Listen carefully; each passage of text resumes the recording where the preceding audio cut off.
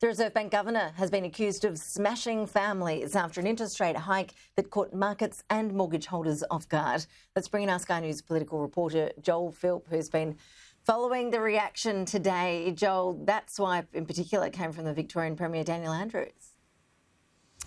Yeah, it did, Ash. Look, while the federal government has been very hesitant to weigh in on the decisions made by the independent Reserve Bank, the Victorian Premier Dan Andrews is the latest politician to join the cries that rates have been hiked too high, now at 3.85%, the cash rate that is, and he's questioning whether this record rate hikes is having the impact on inflation the central bank desires. Just on interest rates, and I make these comments not in any personal way, I'm not having a go at any member of the Reserve Bank. I'm not sure that 11 interest rate rises in 12 months is smashing inflation. I'm certain it's smashing families. So again, I don't know that pulling this lever is necessarily delivering the outcome that the bank wants.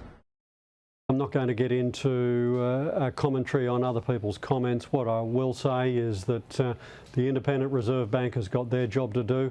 We don't want interest rates to be any higher than they need to be to bring inflation down. The Reserve Bank Governor, Philip Lowe, has been in the hot seat and facing scrutiny for quite some time. But at an event last night, a member of the public caught his attention and was really questioning whether the Reserve Bank has the practical experience that it needs to understand the impact that these hikes are having on the ground. Do you have someone with hands-on experience of running a small business that can give you the real heads up of what's happening in our industry? You need to have on the board some real people that are doing real things and wearing the brunt of decisions that I think you and the board, in many cases, are very isolated from actually being involved in. They're there to represent the 26 million people who are lucky enough to live here, and they do that with distinction. Well, I'm suggesting you talk to the real job creators.